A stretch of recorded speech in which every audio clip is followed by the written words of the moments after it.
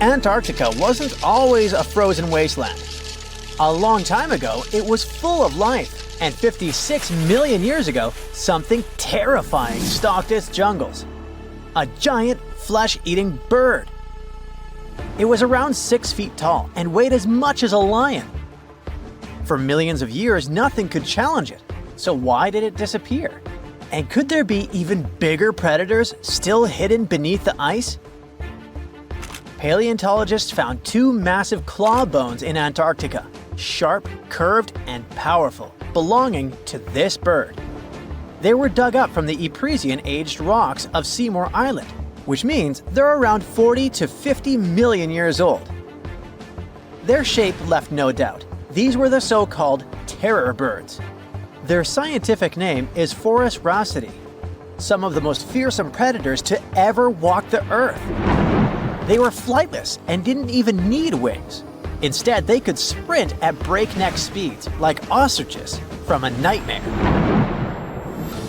For millions of years, these birds ruled South America. But now, for the first time, their presence has been confirmed in Antarctica. No surprise here. Back then, South America and Antarctica were still connected, allowing animals to easily commute between continents. So these birds probably migrated south to adapt to life on Antarctica's prehistoric landmass. It didn't just survive here, it thrived. But at some point, this nightmare of an animal vanished. Why? Most likely because of the temperature changes. Antarctica was cooling, slowly turning into the frozen wasteland we know today. Its prey may have declined, leaving the predator without enough food. Eventually, it disappeared, leaving no descendants behind.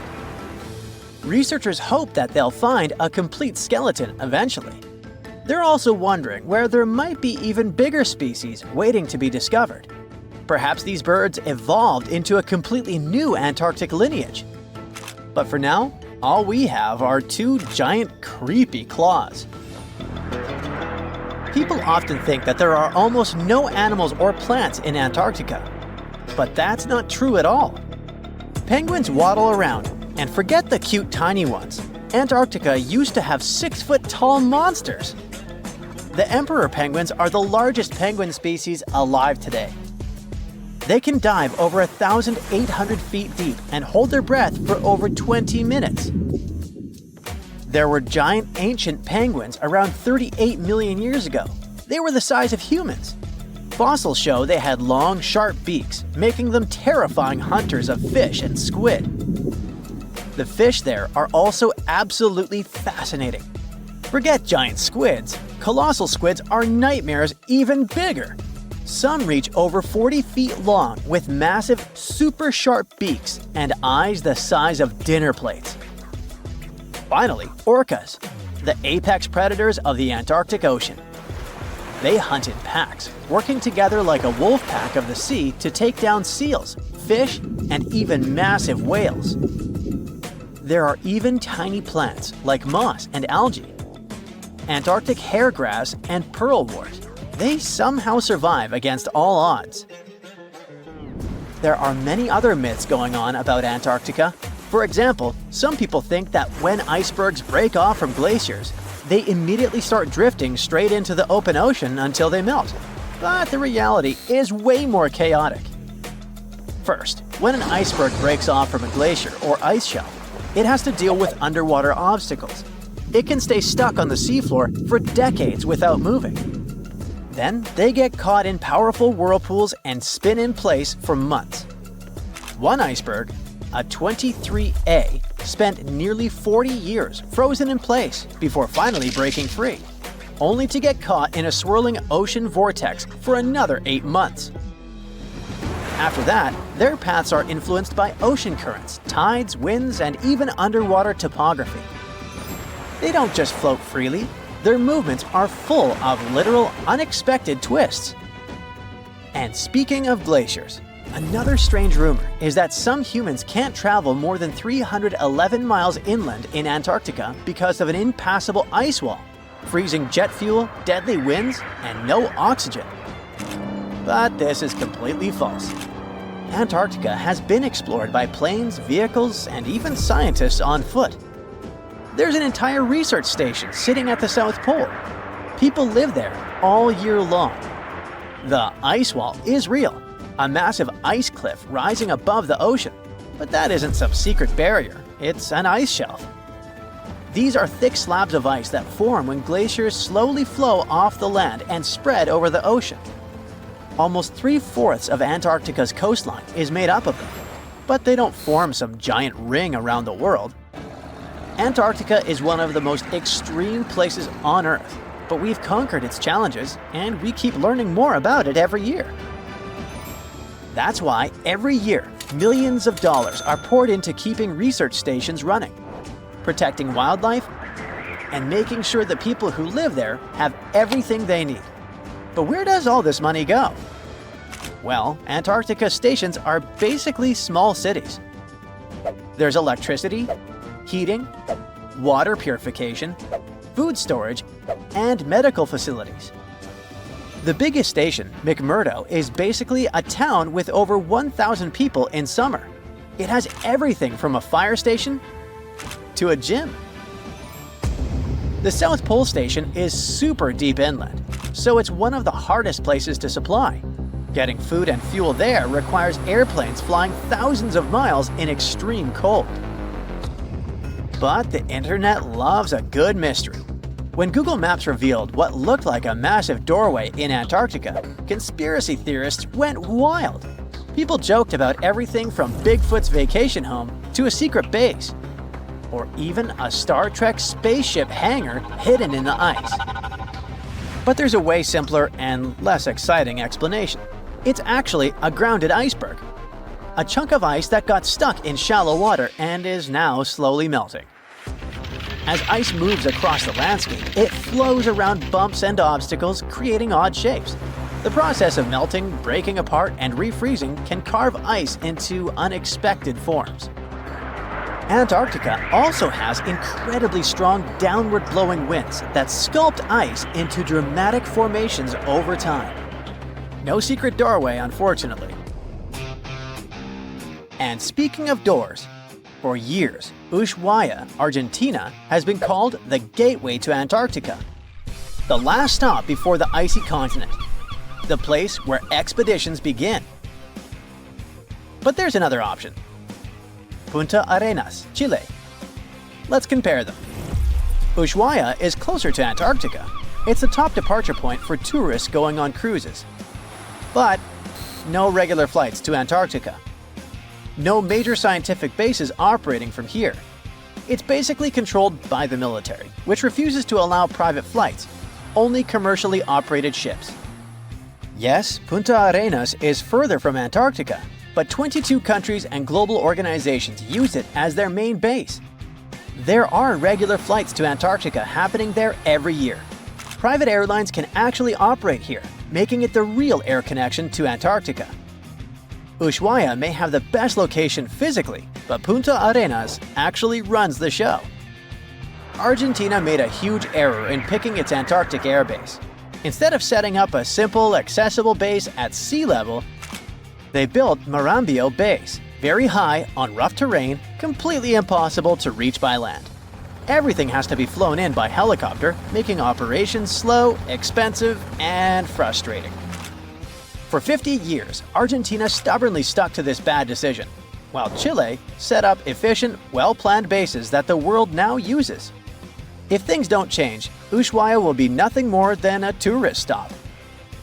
But what's terrifying is that Antarctica seems to be returning to its past. It's supposed to be the coldest place on Earth, but something shocking happened just recently. For the first time in recorded history, temperatures in Antarctica broke 68 degrees Fahrenheit. This continent is buried under miles of ice. Usually, temperatures there can drop to minus 112 degrees.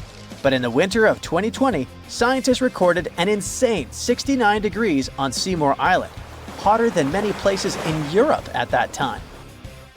Scientists believe there are several reasons for that. First, there are changes in the way heat moves around the planet's waters. Second, melting permafrost due to the planet warming. It looks like the climate is changing faster than expected.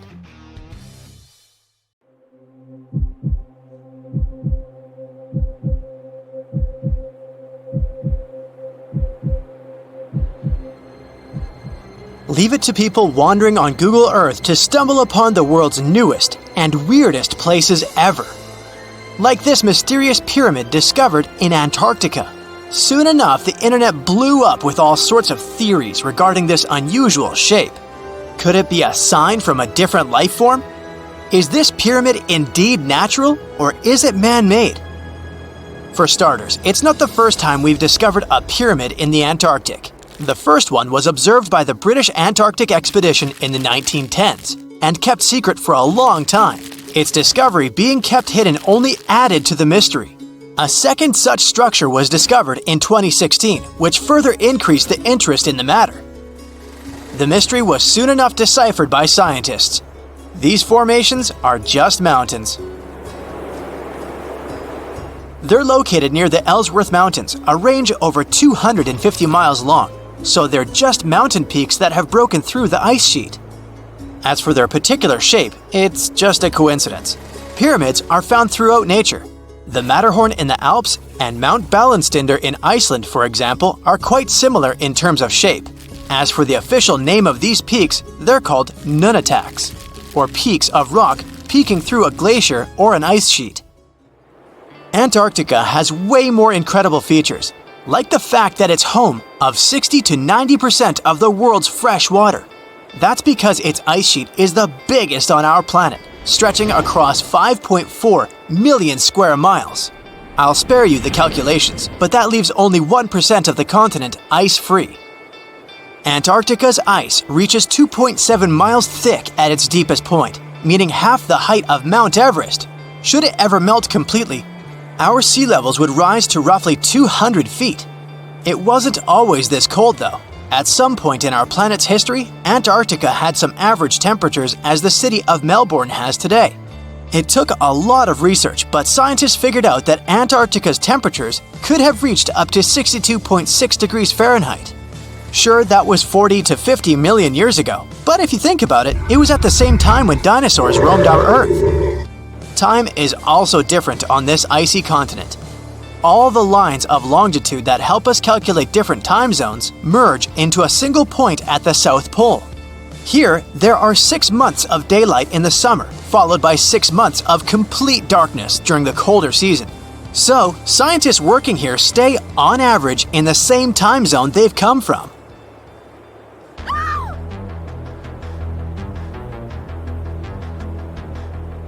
The Blood Falls aren't a chapter of a thriller movie.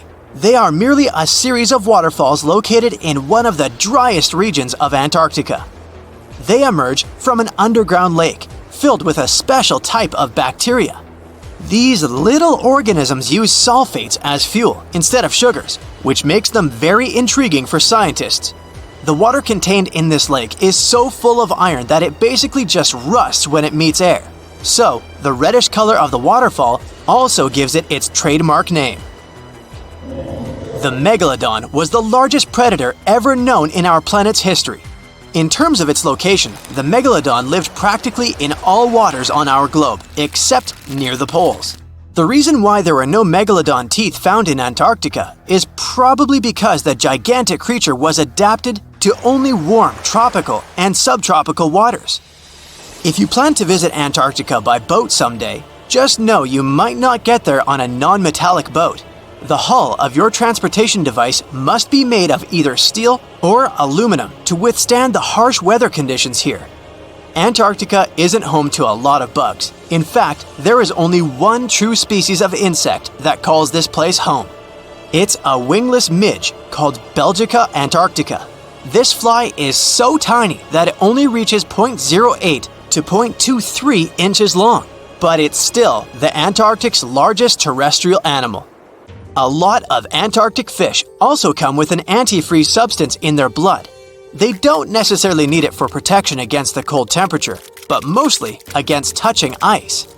These antifreezes are made up of large glycoprotein molecules. They surround any small ice crystals that may form, making sure they don't spread through the animal's tissues, which could cause a lot of damage. They also create a sort of small pillow blocking the sharp ice crystals, so they're less likely to cause any pain. It also doesn't rain a lot here on this icy continent, But one amazing meteorological quirk of Antarctica is that it's full of diamond dust. This dust is basically small ice crystals that pop out of humid air close to the Earth's surface. Think of it like an icy fog. As they flow through the air and get touched by sunlight, they begin to sparkle, making visitors here feel like they're surrounded by diamonds. It's probably the last place you'd want to go into labor, but in 1978, the first person was born here ever. Emil Marco Palma was its name, and ever since, 10 other people have been born here in Antarctica. There's a lake on this icy continent that is so full of salt, it makes it impossible for it to freeze over, even if temperatures can go as low as 5 degrees Fahrenheit. That's because pure water freezes at 32 degrees Fahrenheit. Water that has salt in it, or any other substance for that matter, will freeze, but at a way lower temperature. That lower temperature is adjustable depending on the substance itself and the amount that has been placed into the water. Antarctica was the last official continent to be discovered. It remained completely unseen until the 1820s. But it took another 20 years to confirm it was actually a continent and not just a group of icy islands. Just because it's really cold here doesn't mean you can't go on a date here. One December night, an American scientist that was posted in Antarctica logged into a dating app simply out of curiosity. He was certain no other profiles would show up, but to his surprise, he found someone soon enough. Another researcher who was stationed just 45 minutes away, by helicopter of course. They eventually got together and went on the first date in Antarctica ever recorded.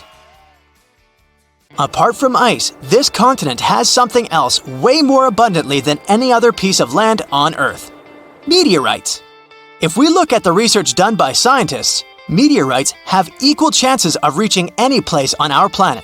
However, once they go through our atmosphere, the situation is a bit more complex. That's because different climates on our planet, like the humid ones found near the jungle, have a lot of moisture and oxygen, which will corrode most meteorites. The climate in Antarctica is really dry, so the possibility of meteorites corroding is little to none. More so, it's way easier to spot these rocks on the icy white surface of this area than in any other place on Earth. If you're not scared of the cold, you'll surely freak out when you hear about the winds here.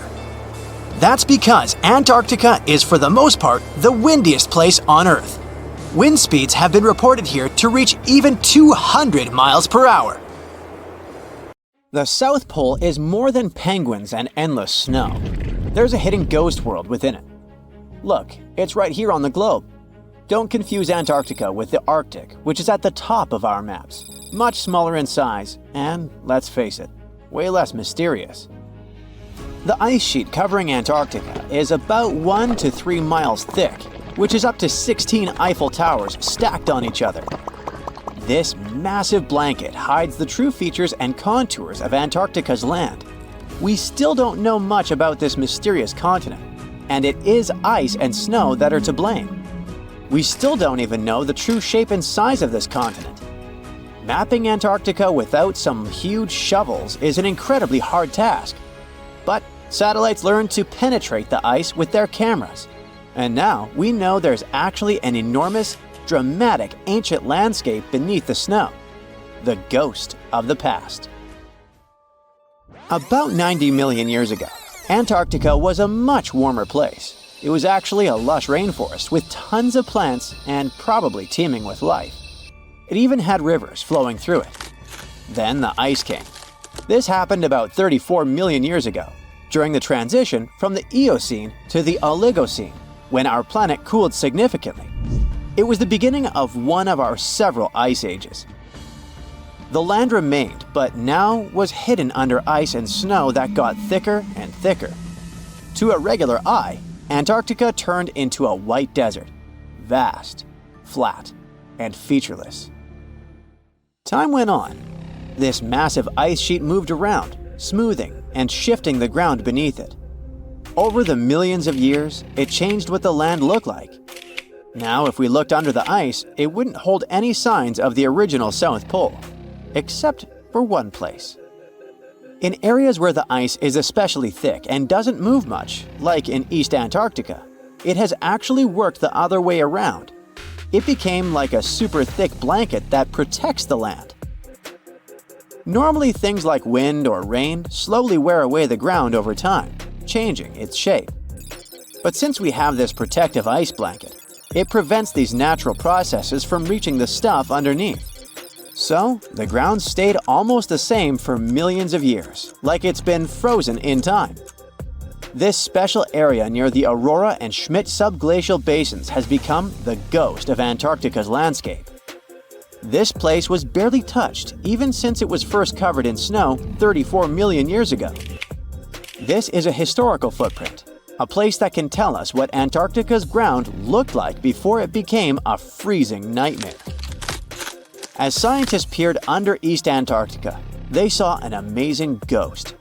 The traces of the rivers that were flowing there millions of years ago, various valleys, and some weird little islands, as well as 3 big chunks of land shaped like the letter U. Hey, what's that all about? You see, the continents on our planet are moving constantly, sliding along the red-hot lava mantle like cereal on milk. Over history, they came together and broke apart several times.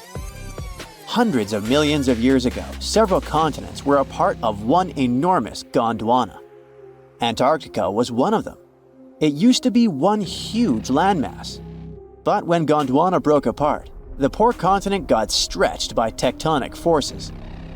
Parts of land were pulled away from each other. Whoosh! And they got torn apart. And that's how we got these big chunks or blocks of land under thick layers of ice. In any case, scientists now want to explore this ghost a bit more. But to study it deeply, they need to actually drill down through the ice, like using a straw to get to the bottom of a thick shake. This will help them pick up some rocks and dirt from way below to learn more about the Earth's history and climate. Antarctica is the 5th largest continent in the world, approximately bigger than the entirety of Europe or Australia, competing with the entire South America in size.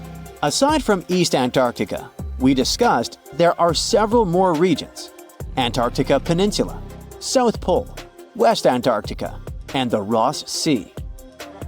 The continent is basically a frozen sandbox, and all its hidden, mysterious landscape is actually less explored than Mars's terrain. We only know for sure that without ice, it wouldn't just be flat and empty, but an entire world full of big mountains, huge canyons, and even fiery volcanoes. Some of these volcanoes are so huge that they peak above the layers of snow. In West Antarctica alone, there are at least 138 volcanoes, though only about 8 or 9 are active today. One of the craziest ones is Mount Erebus, the southernmost volcano and the tallest one on the continent, about 12,500 feet high. And deep beneath the ice sheet, this guy hosts incredible, beautiful subvolcanic caves. The temperatures there are warm enough for t-shirts. The Antarctic Peninsula, or Lesser Antarctica, looks like a bunch of mountainous islands deeply underground. It has newer volcanic rocks that are part of the Pacific Ring of Fire, which is like a giant circle of volcanoes and earthquake zones around the Pacific Ocean. The Greater Antarctica is a huge part, almost as big as Australia. It consists of East Antarctica and the South Pole. Beneath the ice, it's a place of rocks that have been around for a very, very long time, including the special zone we mentioned. You probably know that Antarctica is nearly devoid of humans. No wonder, with a mean temperature of about -46 degrees Fahrenheit. But even though this place is horrifyingly cold and deserted, life still clings on. You guessed it, in the underworld. In 2017, scientists found DNA traces of algae, moss, and even possibly unknown small animals in the deep caves. That means that even in such crazy conditions, there are still unique ecosystems thriving in little isolated warm pockets beneath the snow. There was another incredible find beneath Antarctica's Ross Ice Shelf, a lively ecosystem vibing within an underground river. Scientists have long suspected that Antarctica's underworld should have some freshwater lakes and rivers. One day, a satellite spotted a groove there. They decided to explore it and used a hot water drill to melt their way through the ice. As they reached the underworld, they dropped a camera into one of those hidden fresh rivers. And at first, they thought they'd find just some rocks or something. But instead, they stumbled upon hundreds of amphipods, tiny shrimp-like creatures. Little ones instantly swarmed around the lens. Shrimps blocked the camera and scientists couldn't check out what they wanted to. Pretty funny, but at least that means that there really is an important ecosystem deep within Antarctica. Now, they're gonna explore it. And all this is just the beginning of the mysterious underworld. Antarctica's snow also hides the deepest canyon on Earth under the Denman Glacier. Well, Mariana Trench is still the deepest point on Earth, but it's a part of the oceanic crust, geologically speaking. Also, in 1958, explorers found a huge mountain range under the ice, as big and tall as the famous Alps Mountains. The range stretched for about 745 miles with peaks as high as 1.7 miles. And all this magnificence is buried under tons of ice. Who knows what else we might find there? Antarctica holds about 60% of our entire planet's fresh water, which means it would be pretty bad if it melted. For example, there's this Doomsday Glacier, officially known as Thwaites Glacier. It's a huge ice formation, about the size of Florida, and it's melting right now. Every year, the sea levels rise by 4% because of it.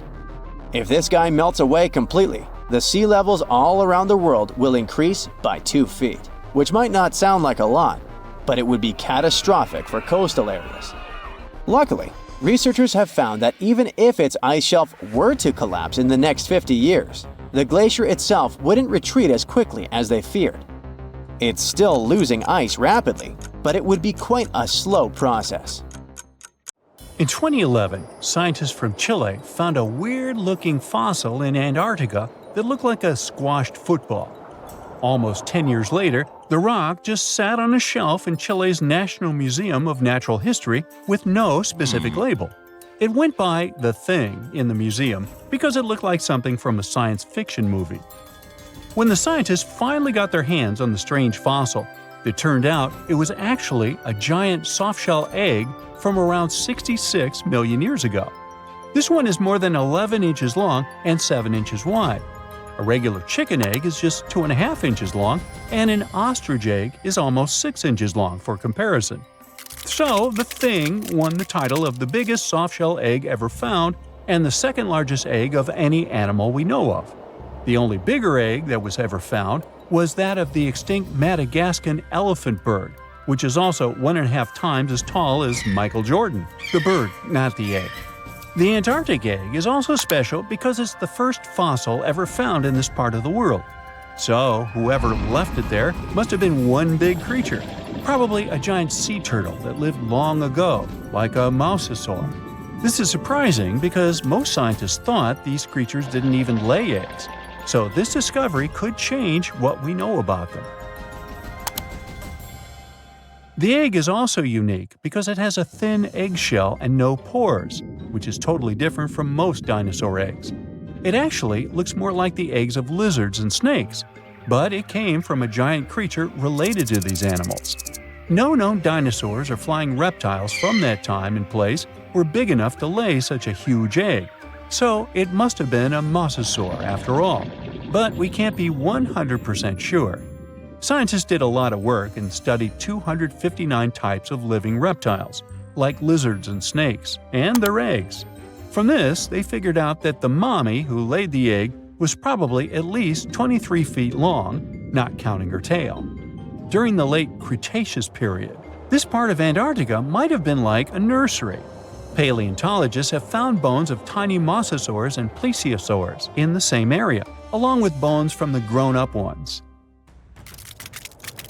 Archaeologists in Norway made another cool but literally discovery and found dozens of arrows that had been hidden in ice for 6,000 years. They were melting out of a large ice patch in the high mountains, covering an area of about 45 football fields. In 2014 and 2016, when the summers were extra warm, Scientists went to an ice patch called Langfoni to look around. They also found lots of reindeer bones and antlers there. Some of the arrows were whole and some in pieces, along with 5 arrowheads around the melting ice patch. This is more arrows than have been found at any other frozen site in the world. Some of the 68 found arrows date back to the Neolithic period, and the newest ones are from the 14th century of the Common Era. Ice is like the perfect time machine that can preserve whatever ends up there in an almost perfect condition. Langfoni became famous as one of the first ice patch sites after a local hiker found a 3,300-year-old leather shoe right next to its edge. Scientists are studying places like this to understand how people use these sites and how the ice patches from Norway to North America changed over time. Now, once upon a time, around 32,000 years ago, to be exact, a squirrel buried some seeds near a river in Siberia. Am I the only one getting the Ice Age vibes? Anyway, these seeds belong to a plant with cute white flowers. Thousands of years later, a group of scientists found these seeds buried deep in the frozen ground, about as far down as a 12-story building is tall. The seeds were surrounded by ice and bones of animals, like mammoths, bison, and woolly rhinoceroses. The mature seeds had been damaged, maybe by some squirrel, but some of the younger seeds still had good plant parts inside them. The scientists carefully took those out and put them in small containers to help them grow. And here comes the coolest part. They were able to grow the plants. Their flowers were shaped a little differently from the flowers of the same plant that grows today. After a year, the Ice Age plant even made new seeds. Based on this, the scientists suggested that permafrost could be a depository for an ancient gene pool, and we could find extinct species there and bring them back to life. Scientists on an icebreaker in Antarctica were looking for whales, but found something way more unusual. The camera behind the ship, which is as heavy as a car, detected 16 million icefish nests on the floor of the Weddell Sea. The nests were located about every 10 inches in all directions and covered an area of 93 square miles, which is slightly bigger than the whole of Washington, D.C. The colony even had a distinct border, which was a line in the sand. The scientists were in the area because they were studying a special spot in the ocean where the water was a little warmer than the water around it. In this warmer water, they found tiny animals called zooplankton near the top. When the young icefish hatch, they swim up to this area to eat the zooplankton before going back down to the seafloor to grow up and have their own offspring. Since there was so much food, it made sense to see icefish in this warm water. But they didn't expect to find such a huge number of icefish nests, much more than anyone had ever seen before. New Zealand's Antarctic Heritage Fund found some old photo negatives in a hut in Antarctica. They turned out to be unique images from the Ross Sea Party. It was a famous failed expedition led by Ernest Shackleton. He wanted to become the first person to cross Antarctica by land, from the Weddell Sea to the Ross Sea, passing through the South Pole. But things went wrong when their ship, the Aurora, was blown out to sea. They had to use the hut from another explorer, Captain Robert Falcon Scott. His goal was to be the first person to reach the North Pole, but sadly, he didn't succeed either. The negatives were made of cellulose nitrate and were found stuck together in the small box. The Trust took the negatives back to New Zealand, where they carefully separated them and discovered 22 hidden images. Many of the photos were damaged, but the Trust could still recognize some familiar places around McMurdo Sound, a well-known area in Antarctica. No one knows for sure who took the pictures. In December 2021, some scientists noticed a strange mark on the Larsen Ice Shelf, a giant sheet of ice off the eastern coast of Antarctica. They thought it might be a river flowing under the ice, so they drilled down over 1,600 feet to check it out. They expected to find water, but they didn't expect to see that the water was full of fast-moving creatures called amphipods.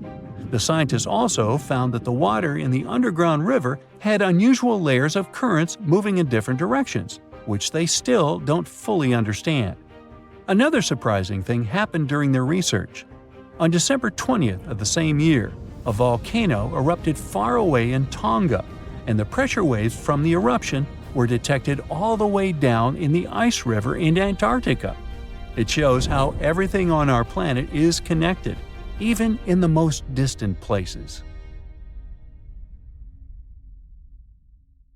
Antarctica, a snowy world of about minus 46 degrees Fahrenheit, covered in ice for millions of years. But it wasn't always this way. Scientists just found something buried deep beneath the seafloor that shouldn't exist. Tiny golden droplets of amber. This means that Antarctica was once teeming with life and thick with trees. But something happened to it. Something that could reshape the way we see our own future. Antarctica has been a land of howling winds for millions of years. No tree can grow here today. But scientists who studied those lands decided to drill deep beneath the Antarctic surface. They went thousands of feet below the ice, pulling up ancient layers of sediment. And there, trapped in time, they found tiny pieces of golden amber. Amber is basically fossilized tree resin. It's found all over the world, often with perfectly preserved pieces of ancient life. Insects trapped mid-flight, pollen frozen in time. Entire tiny ecosystems can be locked inside golden droplets. In every continent, but not in Antarctica. Until now. They discovered tiny specks from 0.5 to 1 millimeter in size, smaller than a grain of sand, but with huge significance. This droplet had once oozed from the bark of a tree about 90 million years ago. What's even wilder, amber is only produced by certain types of trees, the ones that grow in humid, temperate rainforests and jungles. That's when the realization hit. Antarctica used to be a rainforest. Those tiny flecks of amber, clearly seen only under a microscope, tell us a vivid story of a living and breathing ecosystem. Around 90 million years ago, during the Cretaceous period, when dinosaurs ruled the Earth, Antarctica could have been covered in lush, swampy forests filled with towering conifers, ferns, and ancient plants. Some of the fragments showed signs of damage. That means the trees that produced them had been injured, perhaps by wildfires or parasites. Though despite that, and despite the fact it spent millions of years on the seafloor, this amber was almost perfectly preserved. Solid, transparent, and free of cracks. Normally, amber buried under extreme pressure and heat just crashes over time. But this piece, it survived. That means other pieces could survive as well, and we might find more of them on the ocean floor. But this wasn't the first sign that Antarctica had once been a different place entirely. It started in 2017. A team of scientists drilled deep into the seabed near Pine Island Glacier on Antarctica's west coast. They pulled up sediment cores, long cylindrical samples of Earth that had been buried for millions of years. And it was insane. Inside these layers they found fossilized roots, pollen, spores, traces of an ancient forest that had once thrived here. And that's exactly what they'd been studying ever since then. In order not to damage anything, they had to spend years of hard work, breaking down the sediment into thousands of tiny pieces and scanning them all under fluorescent microscopes. The same team also found another piece of the puzzle back in 2020. They found more sedimentary samples from the ocean floor that pointed to a land of dense trees, rivers, and wetlands. A world that looked more like the Pacific Northwest or New Zealand. But why was Antarctica so warm back then? Well, that's all because of the atmosphere. 90 million years ago, Earth's carbon dioxide levels were terrifyingly high. It was literally one of the warmest periods in history, with temperatures soaring even at the poles. Think about it. Antarctica had no ice caps. Instead, it could have had buzzing insects and maybe even dinosaurs wandering through its forests. But in order to learn what happened to them, the team has to find more evidence. Antarctica really is a place full of mysteries. It's hard to study because it's covered in snow and ice so much that we don't even know its true shape and size. Some parts of the ice sheet are over 3 miles thick, half the depth of the Mariana Trench, the deepest trench on Earth. Luckily, snow has a great quality. It can freeze things in time perfectly. Layer by layer, year after year, it buries nature's past like a time capsule. Luckily, snow has a great quality. It can freeze things in time perfectly. Layer by layer, year after year, it buries nature's past like a time capsule. At first, fresh snow is soft and shifts easily in the wind, full of air. But as more snow piles on top, it compresses, squeezing out the air pockets and hardening into dense ice. This freezing pressure locks everything inside. It traps ancient plants, animals, and even entire landscapes. And they literally get frozen in time, because the extreme cold slows down decay. It stops bacteria growth, preventing rot, and keeping things almost perfectly intact for thousands, sometimes even millions of years. That's exactly what's going on in Antarctica. Scientists have to literally scan it all the way down this snow in order to find what this place looked like millions of years ago. What they found is an entire lost world buried under miles of ice. It was beneath the thickest ice of East Antarctica, near the Aurora and Schmidt subglacial basins. The weight of the ice has been so immense for so long that it actually protected the land from erosion. Scientists call it the ghost of Antarctica's landscape, and it's nothing like the smooth, flat wasteland seen from above. They found rivers that once flowed freely, now frozen in place, valleys carved by water, even 3 massive, sharply peaked hills. But what are they? To understand that, we need to go even further back in time, to the era when Antarctica was still part of a lost supercontinent. Hundreds of millions of years ago, the land we now call Antarctica was part of Gondwana, an enormous supercontinent that included South America, Africa, India, Australia, and Antarctica all fused together. But as Earth's tectonic plates slowly drifted apart, Gondwana broke into pieces. Antarctica was ripped apart, its land stretched and fractured. The massive ice sheets that formed later covered these broken land masses, preserving them like frozen fossils. As the ice shifted and melted over time, valleys formed, and ancient rivers likely carried water toward a coast that was hundreds of miles away from where it is now. But that's not the only thing Antarctica has hidden. If you stripped away the ice, you wouldn't see a smooth, empty continent. You'd see a super dramatic landscape, towering mountains, deep valleys, even fiery volcanoes. In West Antarctica, at least 138 volcanoes are buried under the ice. One of them, Mount Erebus, is still active.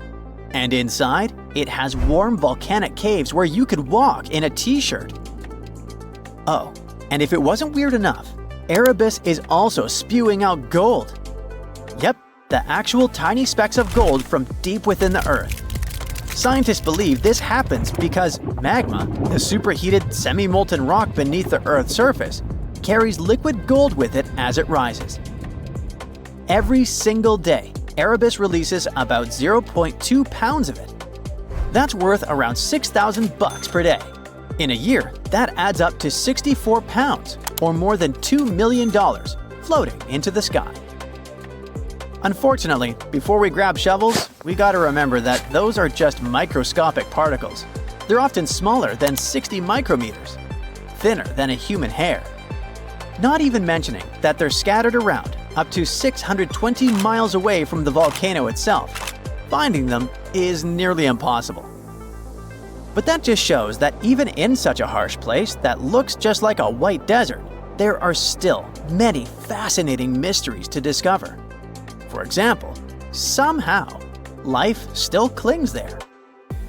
In 2017, scientists drilled deep beneath the ice of the Ross Ice Shelf looking for water. But they found something fantastic instead.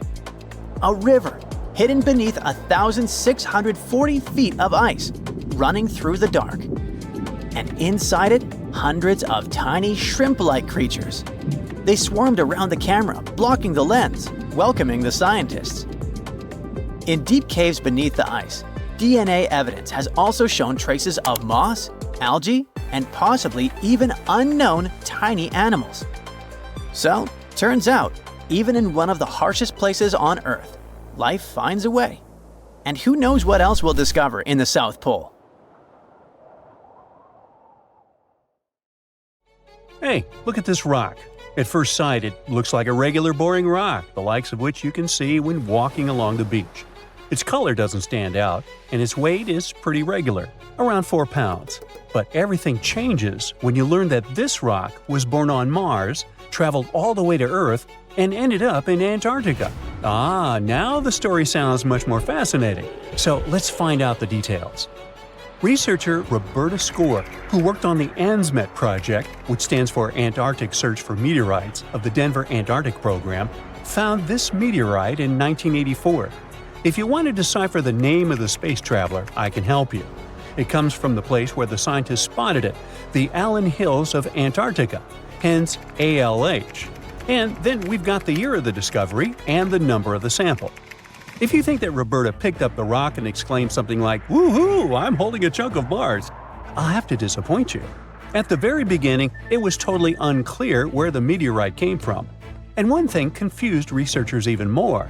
The meteor was very different from other meteorite groups found on our planet. Okay, but then how did they finally figure out it was a visitor from Mars? All thanks to traces of gas similar to those that make up the atmosphere of the red planet. We learned about its composition thanks to the brave Viking lander that carried out the necessary analysis in situ in 1976. Anyway, back to our rocky discovery. It's actually very special, and not only because the rock arrived from far, far away. Among those several thousand meteorites found on Earth, just around 100 have likely come from Mars. And even so, our guy is different from them and seems to be part of a separate group. So let's go into the past and follow the life story of this cosmic traveler. It most likely formed around 4 billion years ago on its home red planet. One day, which wasn't very different from others, turned out to be life-changing for this peaceful rock. A meteorite impact catapulted into space, and it started its own journey as a small asteroid. At that time, it was way larger than at the moment of discovery on Earth. At one point, ALH got close to Earth and, who knows, probably decided to explore something. That's how, 13,000 years ago, it ended its space journey by colliding with our planet. At the moment, this Martian fragment is the oldest we've got. But at first, it wasn't all that popular. Only in 1996 did it become way more famous after a groundbreaking discovery. You see, some NASA researchers started wondering, well, the fragment is obviously very old, but then, could it have recorded any traces of life that could have been thriving on Mars at the time ALH formed on the red planet? And guess what? Those scientists turned out to be right. They detected traces of very fine magnetite particles. Those were completely similar in structure and chemical composition to the particles we have on Earth.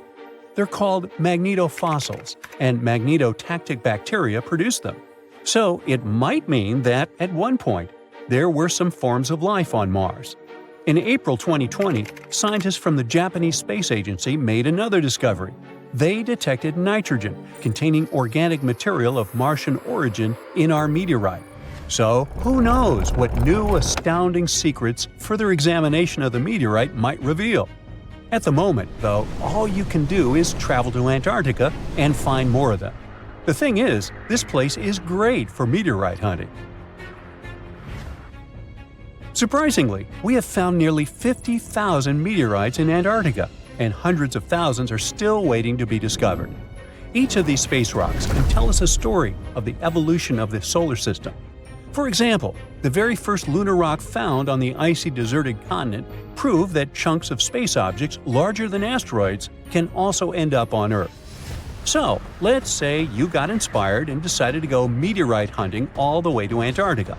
Well, get ready for some serious challenges. Despite their potential abundance, finding space rocks isn't as easy as it might seem. You'll have to visit remote areas, and there's still no guarantee that you'll be able to spot a meteorite. And that's actually a huge problem.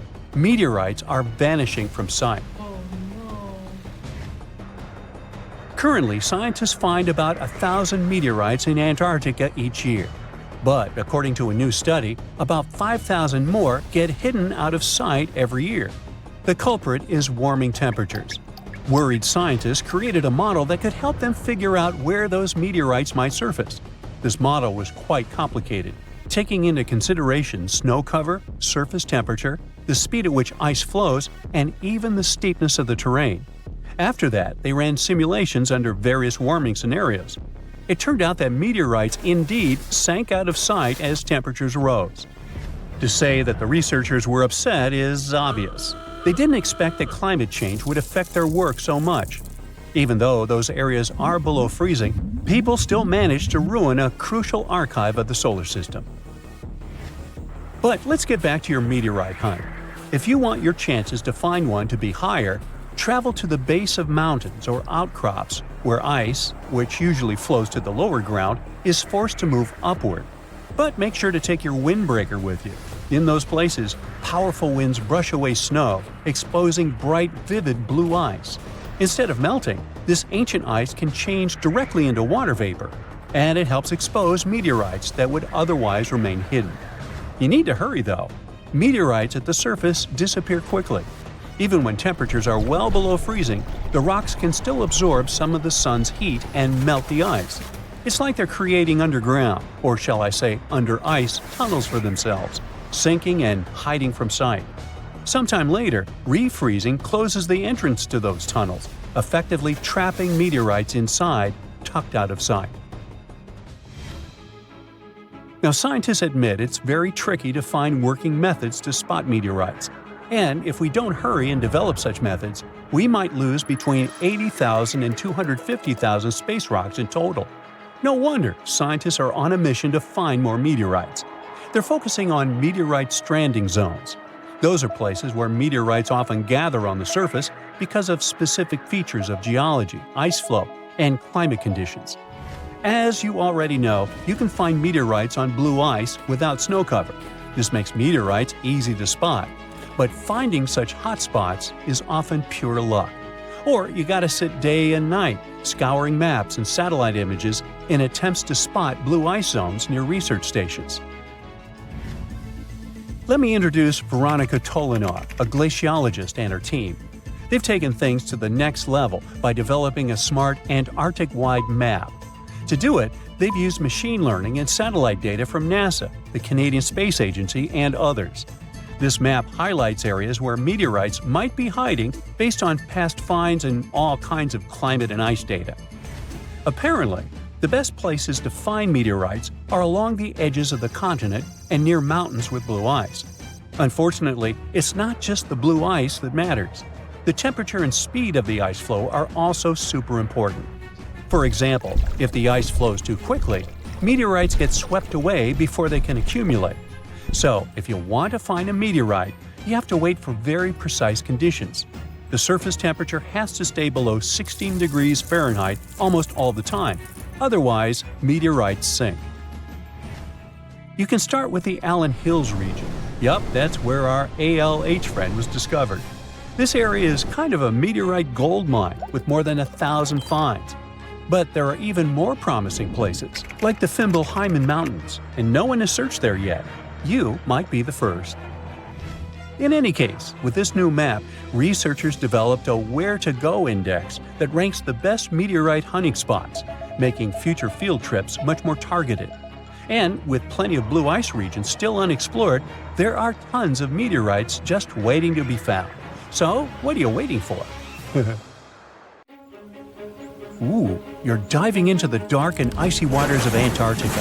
The eerie blue darkness is enveloping you, reminiscent of the vast expanse of open space. In these depths, where you least expect to encounter any living creature, you suddenly hear a loud, strange sound.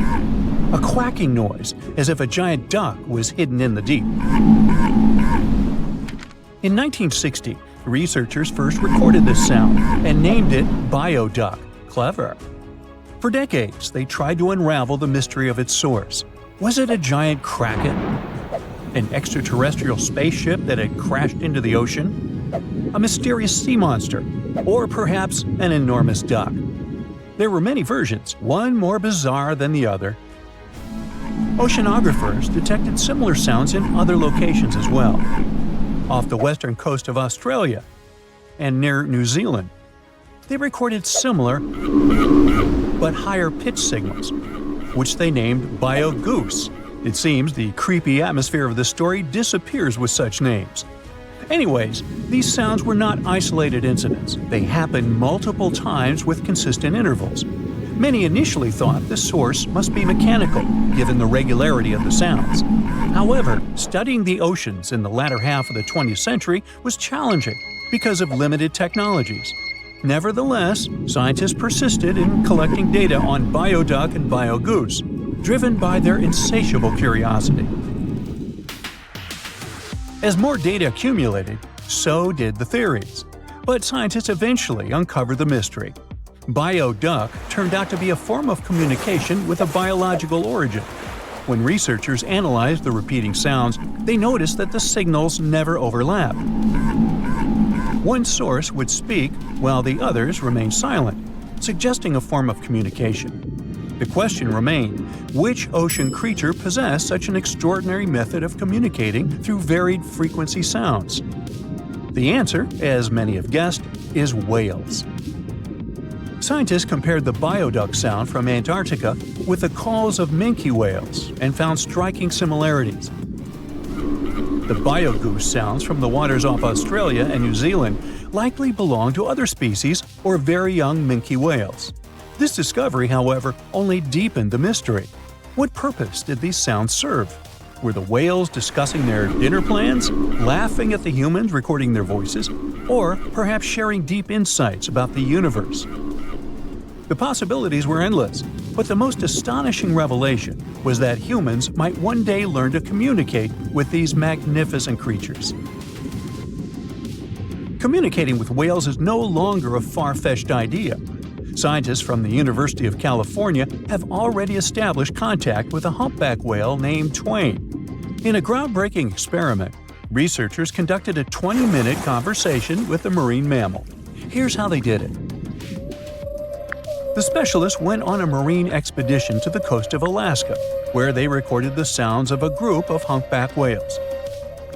Then they played these sounds through speakers, sending the signals back into the ocean. The recorded sounds resembled a greeting, like, "Hey, what's up?" but in the whale language. These greetings are used by whales to call each other or indicate their location. Now, soon after sending the signals, the researchers received a response. Twain approached the boat, circled it, and replied with a "hey" of its own. This marked the beginning of the first ever human-whale conversation. For 20 minutes, the scientists sent 36 signals to Twain, and each time the whale responded. Moreover, it waited for time intervals before answering. That is, the team received a response from the whale, waited 10 seconds, and turned on the sound again. Researchers then waited 10 seconds and answered. It seems that Twain was a very delicate interlocutor. Maybe it was a gentleman in the whale world, who knows? Or maybe it was simply intrigued by the unusual interaction. The signals used in this communication belonged to a group of whales that included Twain. It's likely that the researchers had recorded Twain's own sounds and used them to communicate with it. In a sense, Twain was conversing with itself. Now let's continue our journey and venture into the deepest oceanic trench on Earth, the Mariana Trench. A quick reminder, the Mariana Trench is a colossal chasm in the ocean floor, stretching over 1,500 miles south of Japan and reaching a depth of nearly 36,000 feet at its deepest point. To put that into perspective, the height of the Burj Khalifa, the world's tallest building, is like 1/10 of the Mariana Trench's depth. Now imagine this. In this deep, dark abyss, scientists recorded a strange sound.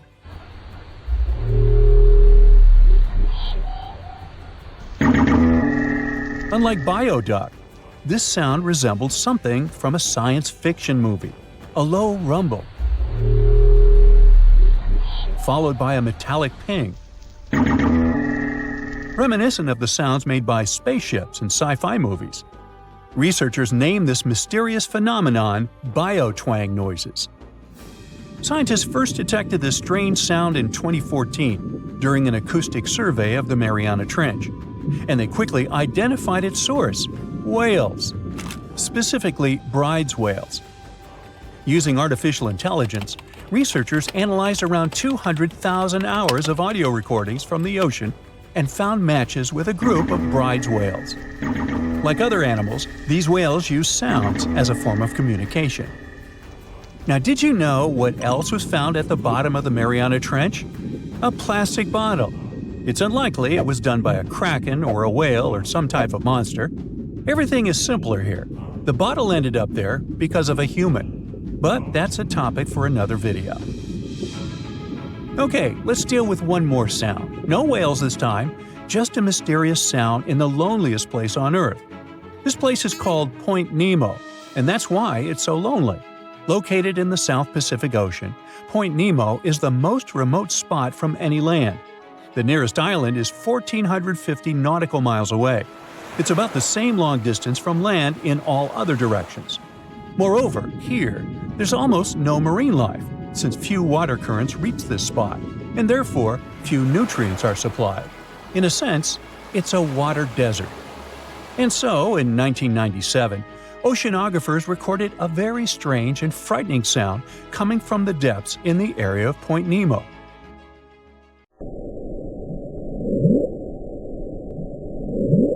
It was something gigantic and scary. People called it the bloop. As soon as journalists found out about this phenomenon, people around the world began to invent the most fantastic versions. The most popular of them was that the sound source was a giant sea monster, kraken, or some other creature. The hype around the bloop didn't last very long. Scientists managed to find out the nature of the mysterious noise. It turned out it belonged to an iceberg. When they crack and collapse, they create powerful ultra-low frequency sounds that can be heard from a very long distance. To confirm this version, scientists recorded the sounds of other icebergs and heard something similar to the bloop. Oh, by the way, Point Nemo is so lonely that space agencies drop out-of-service satellites here. Space objects just fall in the water. There's a 99% chance that no animal or human will be harmed by falling debris in this lonely place. That's why many people call it the satellite cemetery. But what if, someday, a spaceship from another planet falls here? What if it has already fallen in Point Nemo and sometimes emits an emergency signal that breaks through the ocean? Ooh. All the mysteries you have heard have already been solved. How about we end this video with a mystery that still baffles scientists? Meet upsweep.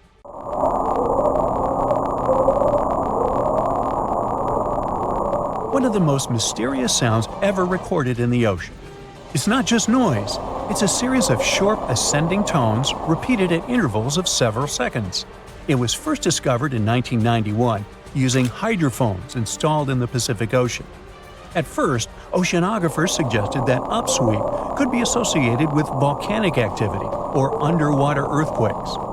But the seasonal nature of the sound and its intensity change depending on the time of year, which rules out these versions. People began to consider hypotheses related to the biological life of the ocean. They studied the migration routes of marine animals and their behavior at different times of the year.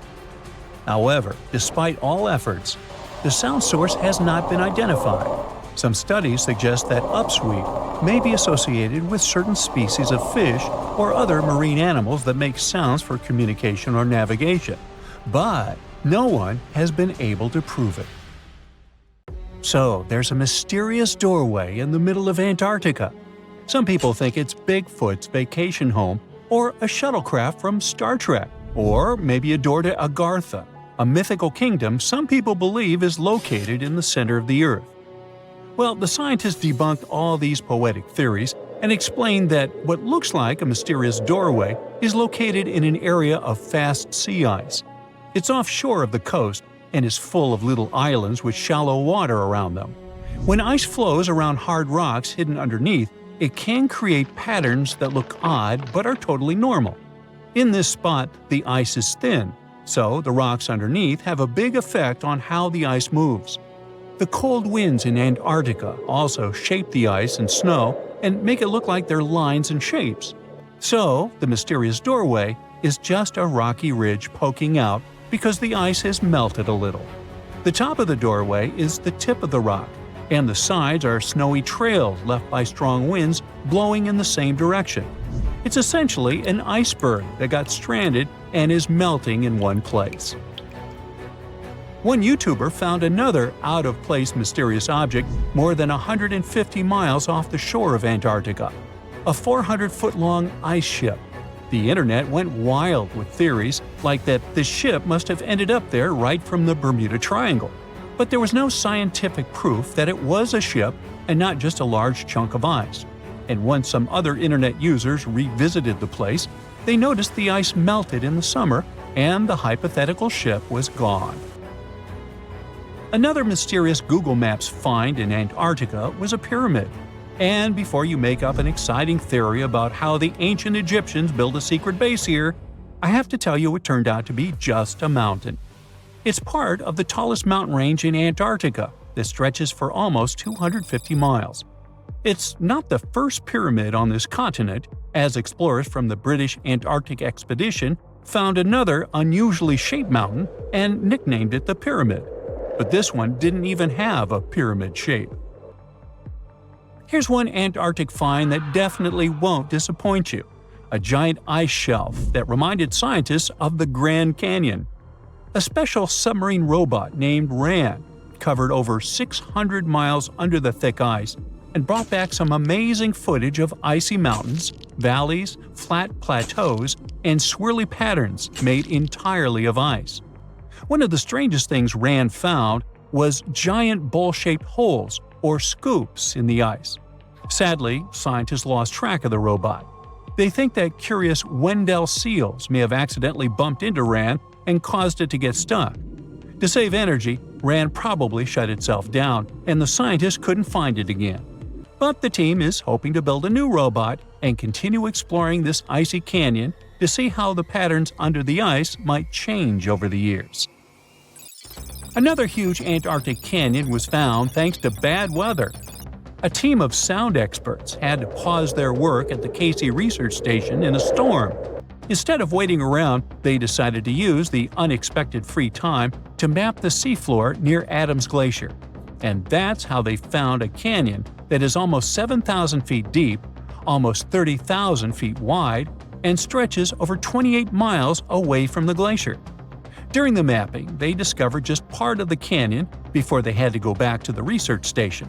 But when bad weather came in again, the ship went back and mapped more of the canyon. They were working in waves up to 13 feet high and super powerful winds, but they managed to get about 15 hours of data to complete their map. On the way back to Australia, they stopped one last time, and now they've got a full picture of the canyon. Studying it is helping scientists learn more about the history of glaciers and the interaction between the Antarctic ice sheet and the ocean. Now, there's a frozen lake in Antarctica called Lake Enigma. For a long time, people thought the lake was completely frozen solid. But during one expedition, researchers found that under the thick ice, there was a layer of liquid water about 40 feet deep. To learn more, they drilled through the ice and sent down a camera to explore what was hiding in the lake's depths. The lake's water, which they think comes from the nearby Amorphous Glacier through a secret underground pathway, was filled with strange microbial life. These tiny microbes lived in mats that covered the lake bed. Some of the mats were thin and spiky, and others looked like crumpled carpets, or even small tree-like shapes that grew up to 16 inches. Many of the microbes could make their own food through photosynthesis, just like plants do, and it gave the lake a high amount of oxygen. One of the coolest discoveries was a type of microbe which usually lives in low-oxygen places. Lake Enigma might be similar to environments on icy moons like Europa or Enceladus. So it could mean that these moons also have hidden water under their ice and possibly microbial life too. One more mind-boggling discovery from Antarctica is tiny pieces of amber in mudstone, found here for the very first time. It took scientists years of studying incredibly well-preserved fossilized roots, pollen, and spores that they found back in 2017. Amber proves that resin-producing trees once grew in Antarctica, part of a lush rainforest that existed near the South Pole during the mid-Cretaceous period. Back then, disclaimer, I wasn't around then, the trees would have had to survive through months of darkness during the long Antarctic winters. Scientists believe they adapted by going dormant for a long time.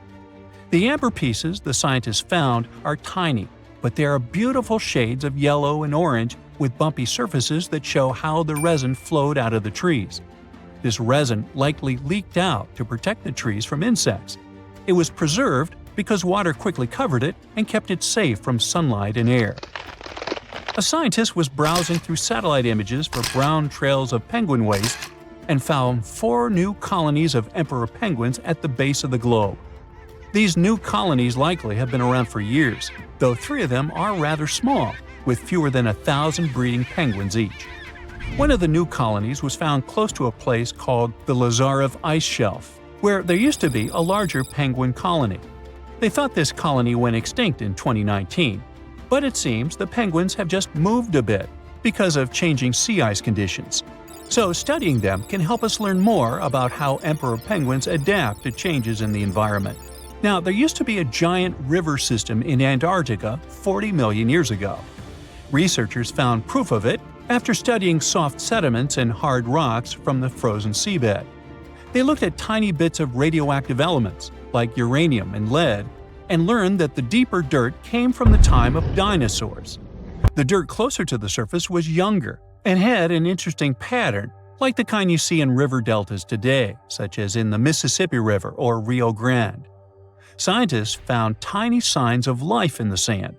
The river that once flowed here started in the Trans-Antarctic Mountains and traveled 930 miles before it reached the sea. Researchers kept studying newer layers of dirt from about 20 million years ago. They hope this will help them predict what the Earth's weather patterns might be like in the future. The largest volcanic region on Earth is not in Africa or Japan, but under the ice of Antarctica. Scientists found 138 volcanoes in its western part, and if they decide to go wild, you'll surely notice it. They could melt huge amounts of ice that will move into the ocean, raise its level, and make our planet uninhabitable for humans. But before you pack your things to fly away to another planet, hear me out. Only 2 of the Antarctic volcanoes are officially classified as active now, and it would take a whole series of eruptions decade after decade to seriously impact the whole world. Mount Erebus, one of the 2 Antarctic volcanoes currently in action, proudly bears the title of the world's southernmost active one. It has been continuously erupting since at least 1972. It emits plumes of gas and steam and sometimes even spews out rocks, and scientists call it Strombolian eruptions. One of the coolest features is a lava lake in one of its summit craters, with molten material on the surface. Such lakes are rather rare because they need certain conditions to make sure the surface never freezes over. The second active volcano is Deception Island, a horseshoe-shaped landmass. It is the caldera of an active volcano that last erupted over 50 years ago. Scientists who monitor it say it shouldn't go wild anytime soon. Antarctica also has plenty of fumaroles. Those are volcanic vents that release gases and vapors into the air. In the right conditions, they can spew out enough stuff to build fumarolic ice towers up to 10 feet tall. Scientists keep an eye on the Antarctic volcanoes with seismometers that detect when the Earth starts trembling from volcanic activity. Sometimes they also use more complicated tech, but it's all really challenging because of how far away this polar region is and how tricky it is to get there. That's why no one can predict when one of the continent's volcanoes that are now sleeping might erupt. We can guess what this waking up would look like if we analyze the events from nearly 20,000 years ago. So, shall we? One of Antarctica's sleeping volcanoes, Mount Takahe, had a series of eruptions and spewed out a good amount of halogens rich in ozone back then. Some scientists say these events warmed up the southern hemisphere. Glaciers started to melt and help finish the last ice age. For these events to repeat, we'd need a series of eruptions with substances rich in halogens from one or more volcanoes that are now above the ice. It's an unlikely scenario, but since it already happened in the past, it's not completely impossible. As for volcanoes hiding under a thick layer of ice, it looks like their gases would hardly make it to the atmosphere, but they would be strong enough to melt huge caverns in the base of the ice and produce a serious amount of meltwater. The West Antarctic ice sheet is wet and not frozen to its bed, so this meltwater would work as a lubricant and set the overlying ice into motion soon. The volume of water that even a large volcano would generate in this way is nothing compared to the volume of ice beneath it. So, a single eruption wouldn't make a difference. But several volcanoes erupting close to or beneath any of the western Antarctica's big ice streams would. Those ice streams are rivers of ice that take most of the frozen water in Antarctica into the ocean. If they change their speed, then bring unusual amounts of water into the ocean, its level will rise. As the ice would get thinner and thinner, there would be more and more new eruptions. Scientists call it a runaway effect. Something like that happened in Iceland. The number of volcanic eruptions went up when glaciers started to recede at the end of the last ice age. So, it looks like, for massive changes, several powerful volcanoes above the ice with gases full of halogens need to get active within a few decades of each other and stay strong over many tens to hundreds of years. Antarctica stores around 80% of all the fresh water in the world, and if they melted all of it, global sea levels would rise by almost 200 feet. And then we'd have to look for a new planet to live on. But this again is an unlikely scenario. It's more likely that the eruptions under the ice will lubricate ice streams and seep water into the ocean. But it wouldn't be the end of the world. A super strong, super angry supervolcano could do it though, and it has already happened in the past. Over 200 million years ago, the world went through a major makeover with not one, not two, but 4 massive volcanic eruptions in huge pulses. The supervolcano called Camp had been erupting over and over for 600,000 years. It all happened in Wrangell, a large chunk of land that used to be a supermassive volcano stretching across what's now British Columbia and Alaska. And it wasn't the lava or the volcanic ash that ruined the environment. The eruption made carbon levels skyrocket. The planet would never be the same again. This volcanic activity might have helped dinosaurs grow from cat-sized critters into giants we saw in Jurassic Park. It kicked off a 2-million-year rainy season. It made the whole world hot and humid, and the dinos just loved it. Researchers dug deep into sediment layers beneath an ancient lake in Asia to uncover these secrets. They found traces of volcanic ash and mercury, clear signs of those epic eruptions. There were carbon signatures showing huge spikes in carbon dioxide levels. It made the atmosphere toasty, and the rain poured down. So the bad news is, another eruption like this could happen. The supervolcano beneath Yellowstone National Park has been sleeping for nearly 70,000 years. But if it wakes up, it would be many times more catastrophic than the eruption of Mount St. Helens in 1980. It's considered the most disastrous volcanic eruption in U.S. history. It followed 2 months of earthquakes and injection of magma below the volcano that weakened and destroyed the entire north face of the mountain. The eruption column went 80,000 feet into the atmosphere and spread ash over 11 U.S. states and several Canadian provinces. The last Yellowstone eruption was 1,000 times greater than that. The ground above Yellowstone sits on a hot spot made of molten and semi-molten rock called magma. This magma stuff flows into a chamber beneath the park, about 4 to 6 miles down, making the ground puff up like a balloon. But then, as it cools down, the ground goes back to its usual state. Volcano watchers have been keeping an eye on this for a century. They noticed the ground lift up about 10 inches around 20 years ago, but since 2010, it's been going back down. The experts say we have no big eruptions on the horizon, so doomsday isn't coming anytime soon. But there's some underground activity going on lately which keeps us interested. Since humans haven't been around to witness every little thing Yellowstone does, it's kind of tough to say for sure what's brewing down there. Yellowstone has had some epic eruptions within the last couple million years. They happen like clockwork, with gaps of 600,000 to 800,000 years between them. The last big one was around 640,000 years ago, and it basically reshaped the entire landscape, spreading ash and debris as far as Louisiana. You can still see the aftermath of the last big eruption in the Yellowstone caldera today. Experts say a massive eruption like the last one is an unlikely scenario. We're more likely to see eruptions of steam and hot water or lava flows. When and with what force it will wake up remains a mystery to scientists. Consider Lake Enigma. What a fitting name! It's already strange enough because it's not even supposed to exist. But now, we stumbled upon actual life deep beneath it. And this just might help NASA in their search for life in outer space. The lake lies deep in the icy heart of Antarctica, so it's not really a water pool like we're used to, more like a lake-like block of ice, or so we thought. Just recently, Italian scientists discovered a secret that had been buried for ages, an actual body of water, and in this water, life is thriving. Various microorganisms, and even some weird little hunters. Which is super weird, since Enigma sits in a remote and harsh corner of our planet, the northern Victoria Land in Antarctica. The entire South Pole is cold, but in this place, temperatures can plummet to a horrifying minus 41 degrees Fahrenheit, though on average it's around 7. Chilly.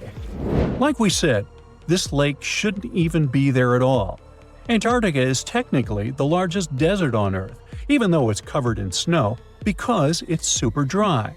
There are zero rains, truly little snowfall, and the sun barely evaporates anything. And even if there is some water, the insane winds make sure to dry everything out super quickly. Putting on our thinking caps, this lake should lose an unimaginable 7 million cubic feet of water every year. Yet, the water remains. Why? No one knows. Scientists say there could be something deep underground that refills it constantly. They just have no idea what that might be. Maybe deep underground rivers, melting ice, or something else entirely. But hence the name, the Enigma Lake. The block of ice, we mentioned, is permanent and super thick, at least 36 feet of it, and that's higher than a 3-story building. So researchers decided to check out if there's anything beneath it. They used a so-called ground-penetrating radar, a super smart echo detector for the ground. This radar sends invisible radio waves into the Earth. When they hit something underground, like rocks, water, or anything else, they bounce back to the device. By measuring how long it takes for the signal to return and how strong they are, we can determine the distance and what exactly the radar hit. That's how animals like bats, whales, and dolphins can see underwater. And we humans stole this cool nature idea to research buried structures and hidden caves. Scientists used this device all over the Enigma surface. This way, they were able to create an entire map of this under-ice world beneath. The water itself wasn't surprising. It's the unique ecosystem in it that shocked them. Unfortunately, no secret monsters or extraterrestrial secrets this time. But there are microorganisms there that may not exist anywhere else on Earth. Somehow, these creatures have managed to survive in complete isolation and extreme cold. It's not that we don't know these microorganisms, we've met them before, just not exactly like this. There are a couple groups hanging out down there. The first one is Bacteroidota. They love breaking down complex molecules, especially in your stomach, and help digest tough plant fibers. They mostly hang out inside us, but in the outside world, we might occasionally find them in soils and oceans. Then Actinobacteriota, genius chemists among bacteria. They decompose organic materials and help the soil get healthier. They're also famous for producing antibiotics, so we owe a lot of our medicine to them. The third one is Pseudomonadota. These guys weren't a surprise. They're crazy adaptable. They can thrive pretty much anywhere, from soil to water to the human body. Some of them are good, helping plants grow and in nutrient cycles, but others can be opportunistic pathogens. Ooh, bad guys. But what is actually a surprise is that Lake Enigma has tons of passibacteria. They're ultra small even for microorganisms and can barely do anything themselves. So they prefer to live in symbiosis or be little parasites, relying on their hosts for nutrients and other necessities. All these little chompers might be ancient. They could be remnants of a time before the lake froze over completely, which is hundreds of thousands of years ago. It's simply weird to encounter these bacteria in the Enigma Lake, especially the little parasites. Passibacteria usually love low-oxygen environments, but this lake is very oxygen-rich, not even mentioning an almost 40 feet of ice above. So all this means that even though we know who these guys are, this specific species might be new to us. They could have evolved with some unique adaptations and abilities using the lake's unusual chemistry. They probably rely on a super simple and delicate food web. Some of the microorganisms produce energy from light, well, whatever light gets down there, or the lake's chemicals. The symbiosis guys most likely survive by living on or inside their neighbors. Yep, these microscopic creatures hunt each other. Nope, things can't be peaceful even in a place like that. If we find out what their secret to survival is, we might learn more about chemistry, medicine, and even extraterrestrial life. Because if life can endure such extreme conditions, then it can probably appear pretty much anywhere, including our closest neighbors, Europa or Enceladus, the moons of Jupiter and Saturn. They definitely hide oceans beneath their frozen surfaces, and now there's a very high chance there might be some life there. Antarctica must be the closest thing we have to extraterrestrial exploration before we actually land on other planets. It's full of hidden mysteries and surprising creatures. Even outside of Lake Enigma, the South Pole harbors life. Just take the McMurdo Dry Valleys, which are often referred to as Earthly Mars. These are among the most mysterious and extreme places on our planet. They're stretching across Victoria Land in Antarctica, and this is one of the driest places on Earth.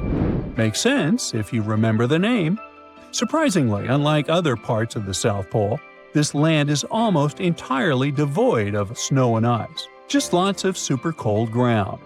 There might even be some sand dunes nestled here and there between the rugged mountains. The ground is mostly covered in loose gravel, scattered with ancient rocks made of granite, and something interesting called gneiss, just spelled differently. It's the type of rock that's been through a lot, literally.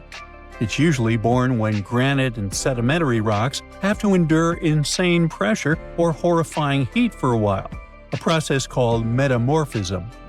These conditions are so intense that they literally rearrange the minerals into layers. That's why gneiss has such beautiful foliated looks. It's the planet's version of baking a layered cake. It's amazing because this place is almost exactly the way it was millions of years ago. These valleys are frozen in time, and they give us a little glimpse into Earth's distant past. And that includes life. Once again, local winds are absolutely terrifying gusts of cold air racing downhill, and they evaporate snow faster than it can even melt. So, logically, you shouldn't find much water here, not even mentioning life.